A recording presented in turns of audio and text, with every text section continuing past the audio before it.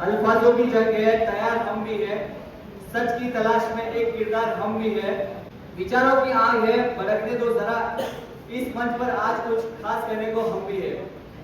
सम्मानीय मंच, निर्णायकगण, विरोधीगण एवं श्रोतागण को मेरा नमस्कार। मैं doctor Mahendra Kumar Kalal, community medicine resident, आज आपके सामने एक बहुत ही महत्वपूर्ण विषय, क्या नियोक्ताओं को टीबी प्रभावित कार्मिकों को भुगतान सहित अवकाश देना चाहिए कि नहीं, इसके पक्ष में अपना चर्चा करूंगा। क्योंकि ये केवल एक नीति का मुद्दा नहीं है, बल्कि एक इंसानियत की कसौटी भी है।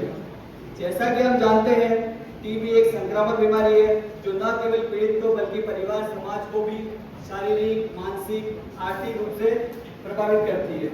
एक तरफ तो हम बात करते हैं कि पहला सुख निरोगी काया, और यदि एक कर्मचारी बीमार होता है फिर भी काम करता है तो कर्मचारी जहां काम कर रहा वहां भी संक्रमण का खतरा हो सकता है। तो क्या ये सही होगा कि बीमारी का संक्रमण पूरे कार्यस्थल में फैले?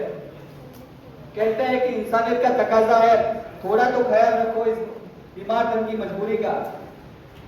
क्योंकि अगर नियोक्ता से मेरा मतलब एम्प्लॉयर है यहाँ पे, अगर नियोक्ता भुगतान सहित अवकाश देगा तो कर्मचारी का इलाज तो होगा ही होगा, इलाज के साथ साथ वो पोषाहार का भी ध्यान रखेगा और वो जल्दी स्वस्थ होकर अपने काम पे लौटेगा। और अगर ऐसा करता है नियोक्ता, तो जो उसके साथ वाले हैं कार्मिक, वो भी स्वस्थ रहेंगे क्योंकि वो संक्रमित नहीं होंगे। हम बचपन से सुनता है, हमारी भारतीय संस्कृति में ये सिखाया गया था बचपन से कि मानवता पहले और मुनाफा बाद में। अगर मानवता पहले है तो यदि हम बीमार कर्मचारी का पूरा आराम करने देंगे और वेतन देंगे, तो जब वो वापस काम पे आएगा तो वो ईमानदारी से काम करेगा, वफादारी से काम करेगा, और उसके जो साथ वाले कार्मिक है वो भी कम से कम ये देखेंगे कि जो नियोक्ता ने उसकी कार्मिक के प्रति रवैया रहा है, तो उससे वो भी प्रोत्साहित होंगे, उनका मनोबल भी बढ़ेगा काम करने के लिए। हम सभी जानते हैं कि 2025 तक भारत सरकार ने जो भी संकल्प लिया है कि अपने देश को टीबी से मुक्त करेगा।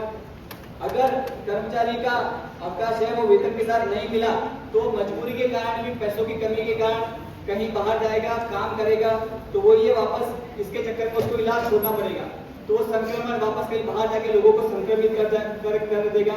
तो इससे जो भारत सरकार का सपना था वो तो अधूरा रह जाएगा। और हम तो कहते हैं कि देश जीतेगा टीबी हारेगा, और इस तरह से सपना टूटा था इसका उल्टा हो जाएगा, देश हार जाएगा और टीबी जीत जाएगा।